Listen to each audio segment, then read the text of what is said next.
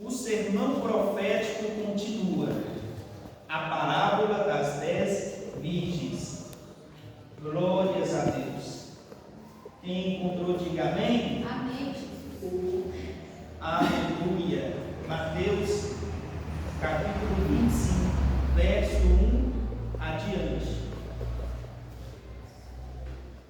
Hoje estamos no quarto elo da poderosa campanha Chamados à Intimidade, com o tema Pentecostes, o fogo que não pode se apagar. Quem tem orado por mim? Só uma curiosidade. Quem tem orado por mim ao decorrer desta campanha? Aleluia, graças a Deus.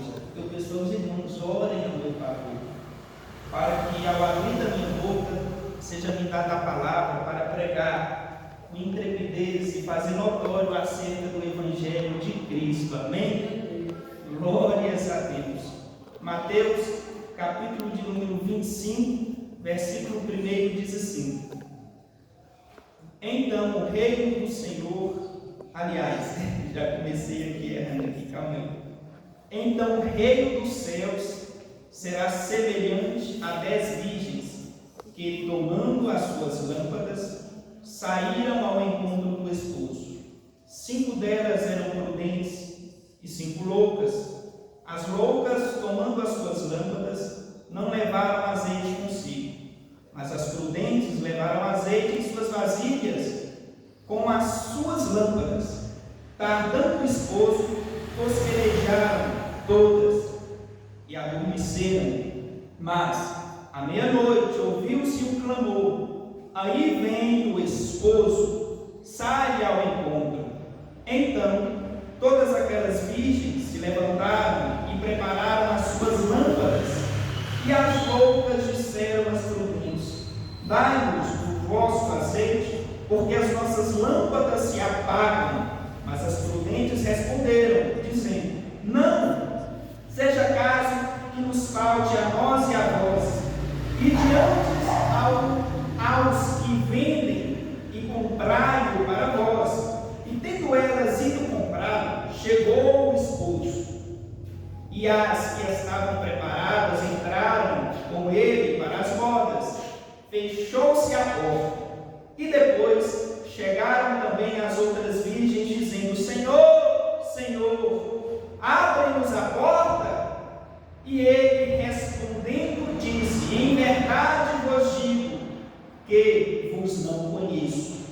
Vigiai, pois, porque não sabeis o dia nem a hora em que o Filho do Homem há de vir. Glórias a Deus.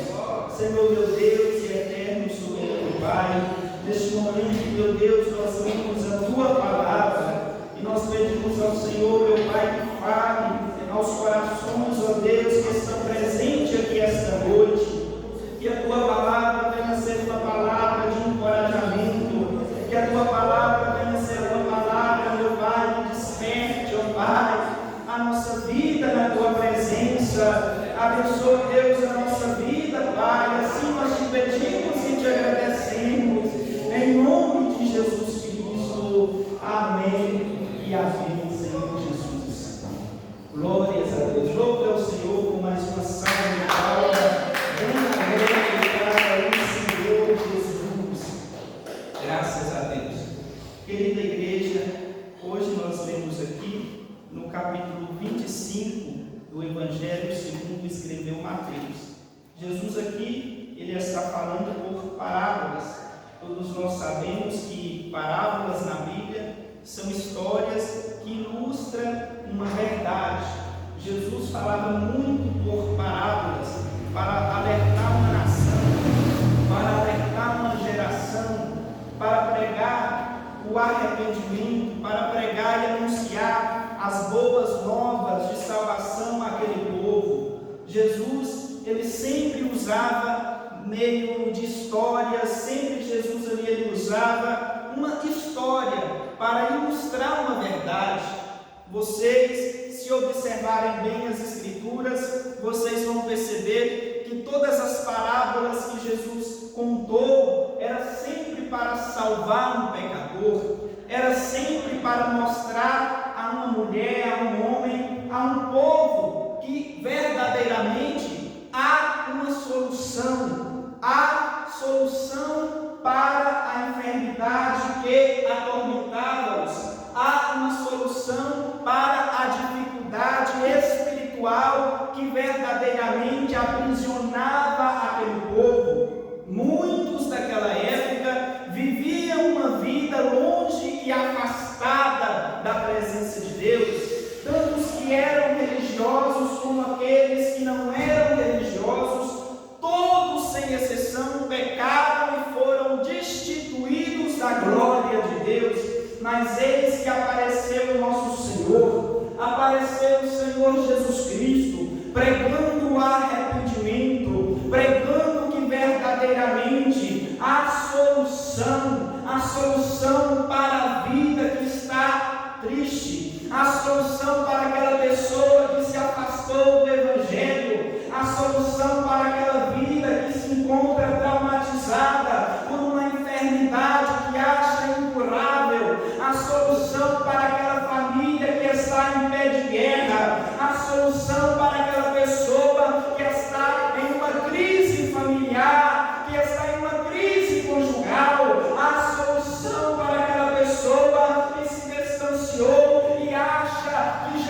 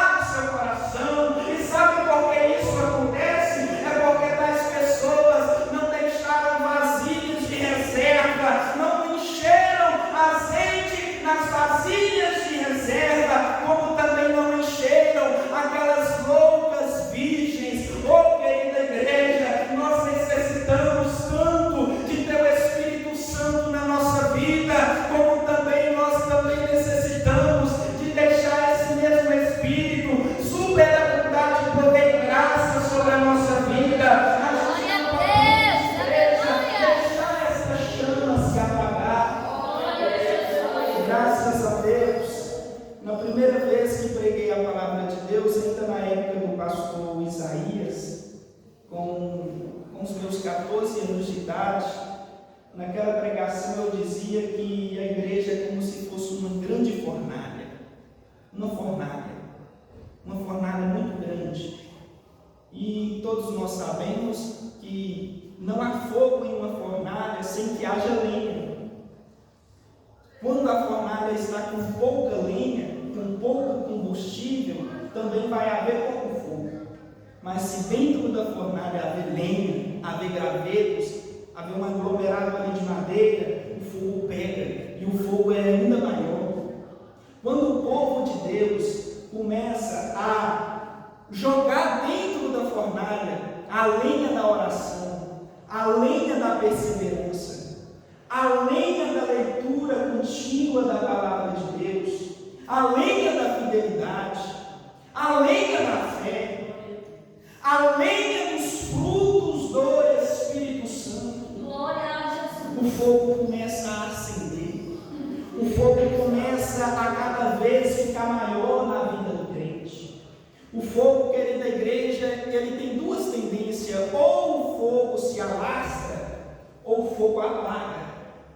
Quando a Bíblia diz que haviam 5 virgens loucas e 5 prudentes, a Bíblia está dizendo que as loucas só eram loucas porque elas não reabasteceram as suas vasilhas, que também, assim como nas lâmpadas, nas vasilhas também necessitavam de azeite, porque uma hora, a qualquer momento, naquela lâmpada, o azeite iria acabar. E qual era o dever delas? O dever delas era pegar as vasilhas de azeite e reabastecer as suas lâmpadas. Mas não, quem fizeram isso foi quem? Jesus as qualifica como prudentes. Porque um crente que não ora, um crente que não jejua, um crente que não persevera em Deus, segundo a palavra, Jesus a qualifica como loucas, virgens loucas. Nós sabemos, querida igreja, que assim como um saco vazio não para de pé, assim somos nós sem a presença do Espírito Santo. Glória a Jesus. Assim como um saco vazio não consegue parar de pé, nós não conseguimos permanecer de pé sem o Espírito Santo na nossa vida. Glória a Jesus. Há muitas pessoas por aí que pregam que não há Espírito Santo. Uma seita por aí que afirmam que o Espírito Santo não é uma pessoa, mas sim um ser ou um vento, uma energia cósmica, se não me falha a memória. Mas nós sabemos que o Espírito Santo de Deus, ele é uma pessoa. Ele é uma pessoa, ele é a terceira pessoa da Santíssima Trindade. Jesus prometeu à sua igreja dizendo: olha, eu vou para meu Pai, mas eu não vou deixar vocês sozinhos, eu vou enviar o Consolador. Glória a Deus. E este Consolador vai estar com vocês para todo sempre. Sabe aquele momento, meu querido irmão, minha querida irmã, que você pensou: olha, eu não vou passar desta semana, eu vou desistir, eu vou sair da igreja, eu vou desviar da fé, eu vou chutar o balde, eu não vou conseguir ficar firme porque essa semana está difícil demais. É crise na família, é crise no trabalho, é problema entre as sociedades. Eu não estou aguentando mais, eu vou sair, eu vou desviar. Mas de repente se passou aquela semana e você ainda permaneceu firme. Se passou aquele mês e você ainda permaneceu firme. Se passou os meses, se foram os anos, se foram e você ainda permaneceu firme. Sabe o que é isso? É o Espírito Santo te catando pela sua mão e te dizendo: eu estou contigo. Ora um pouquinho mais, jejue um pouquinho mais, porque eu estou aqui para te fortalecer. Aleluia, Deus. Glória a O Deus. Espírito Santo, ele é uma pessoa, porque a Bíblia diz que como pessoa ele se entristece quando nos vê se afasta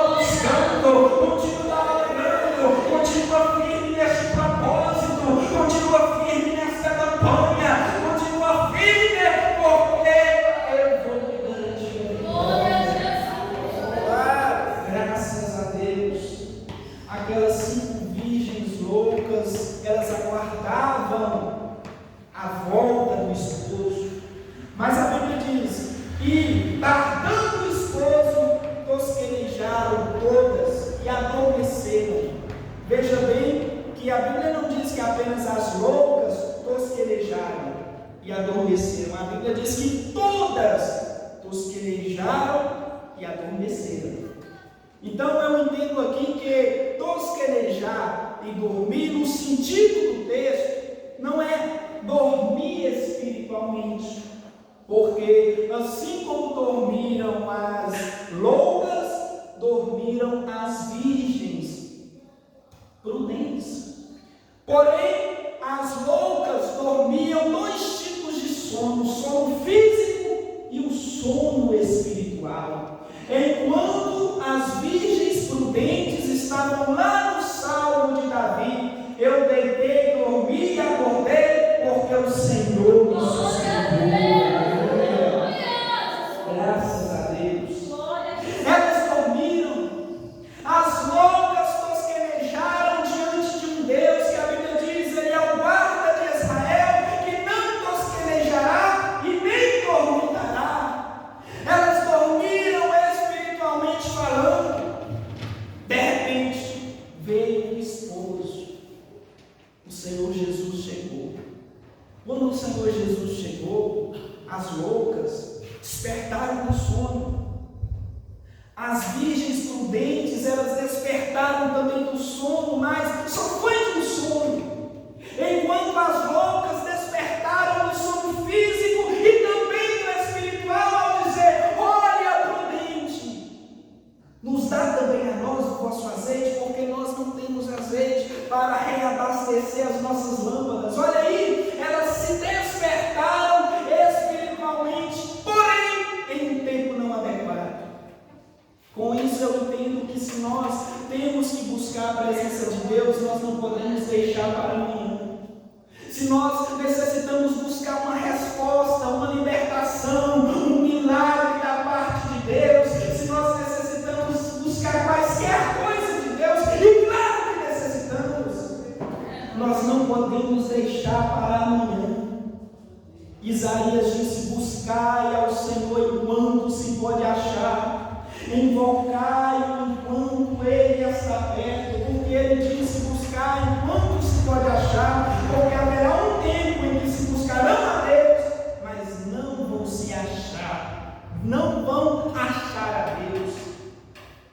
Buscai ele enquanto ele está perto. As virgens loucas deviam buscar, se revestir do poder, enquanto o esposo estava perto. Se está perto, não chegou, está perto. Nós sabemos que o nosso Senhor Jesus Cristo, ele há de voltar para buscar um povo santo, um povo eleito, um povo que produz boas obras, um povo que tem amor no seu coração pelas almas, um povo que tem amor, um povo que tem gozo, um povo que tem paz, longanimidade, benignidade, fidelidade, fé, temperança e mansidão. Nós sabemos que Jesus, ele há de voltar. Se você, querido irmão que me ouve agora, se sente como aquelas virgens loucas, sem azeite nas vasilhas de reserva, se você se sente como aquelas virgens, eu te peço em nome de Jesus Cristo, há esperança para você. Você pode sair deste sono espiritual. Jesus, ele pode revigorar as suas forças. Jesus, ele pode implantar neste coração triste a alegria. Jesus, ele pode implantar o ânimo neste coração desanimado. Jesus, ele pode implantar coragem nesse seu coração que está tímido. Jesus, ele pode fortalecer a sua vida aqui esta noite. Mas cabe a você, não cabe ao pregador, não cabe a irmã, porque se eu salvasse você e você me salvasse, as virgens prudentes emprestariam as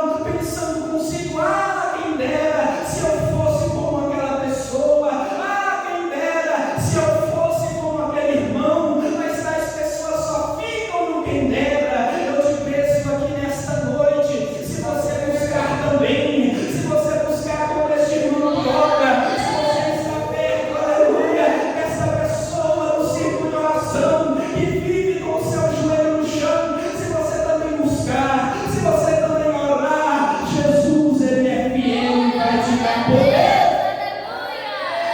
Jesus, Ele vai te dar poder. Glórias a Deus. A unção não se empresta, a unção é conquistada diretamente de Deus. A Bíblia diz que Eliseu olhou para o profeta Elias e disse: Elias, eu quero te pedir uma coisa. Diga, Eliseu. Eu quero pedir que a unção do Senhor que há sobre a sua vida desça sobre a minha de forma dobrada. A Bíblia não diz que o Espírito Santo saiu da parte de Elias e veio sobre Eliseu. A Bíblia diz que foi apenas uma porção, e uma porção dobrada. Uma porção é eu tirar um pequeno detalhe, entregar para outro. Porém, Deus pegou deste detalhe, multiplicou o detalhe e deu sobre a vida do profeta Eliseu. Unção e graça do Espírito Santo de Deus não se compartilha, é buscado. Se você buscar como este irmão, você também vai receber. O profeta Moisés, a Bíblia diz que ele pensava consigo: ah, Senhor, eu queria que todo este povo também fosse cheio de graça, de verdade, de poder. Foi quando Deus falou assim: olha, Moisés, escolhe 70 homens, 70 anciãos, e eu vou tirar da porção que há em ti e vou encher os 70. Interessante que nessa passagem, querida igreja, o profeta Moisés estava de forma desesperada, estava querendo chutar o balde, estava querendo retroceder, voltar para a velha vida, porque ele via muitas pessoas e ele reclamava com Deus, dizendo: Senhor, eu não aguento este cargo, Senhor, eu não gerei a este povo, Senhor, eu não vou conseguir ouvir todo mundo aqui, Senhor, eu vou desistir. Mas Deus disse para Moisés: Moisés, na porção que há sobre a sua vida, eu vou encher mais 70. Este homem que se sentia vazio, este homem que se sentia fraco, este homem que se sentia tão diminuído, foi deste mesmo homem que Deus tirou uma porção e encheu 70 anciãos, para que se cumprisse o que o profeta Paulo mais tarde haveria de dizer: que quando eu penso que estou fraco, é aí que eu estou forte. Quando você está fraco, mas você está de joelho. Quando você está fraco, mas você está em oração. Quando você está fraco, mas a sua alma anseia por Deus. Quando você está fraco, mas mesmo assim você pede: Senhor, eu não necessito, Pai, desse mundo, mas eu necessito do Senhor. Jesus, Ele te fortalece. Jesus, Ele te renova. Jesus, Ele te levanta, queridos irmãos. Jesus, Ele te levanta. Glórias a Deus. Aleluia. O Espírito Santo na Bíblia, o Espírito Santo na Bíblia, ele é simbolizado por muitos símbolos. A exemplo, ele é simbolizado como azeite, no capítulo 25 da parábola das 10 virgens. Azeite fala de unção, fala de iluminação, fala de cura, fala de maciez, fala de vitalidade e fala de sabor agradável. Quando aquelas virgens prudentes estavam tanto com azeite nas suas vasilhas, como também nas lâmpadas, o Espírito Santo simplesmente estava derramando unção, estava iluminando a vida espiritual delas, estava curando todo o sentimento de mágoa no coração, pelas dificuldades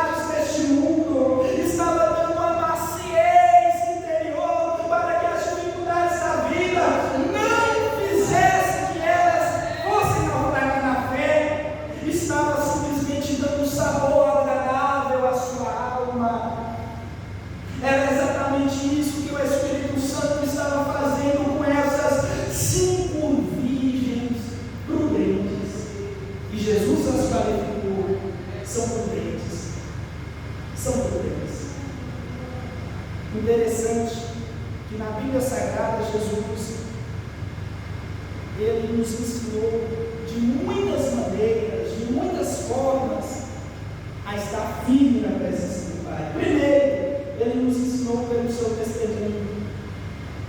Se você reparar bem, naquela passagem onde aconteceu a tempestade no mar da Galileia, a Bíblia diz que antes de tudo aquilo acontecer, Jesus à tarde, ele despediu a multidão, a parte da tarde, subiu para o monte para orar.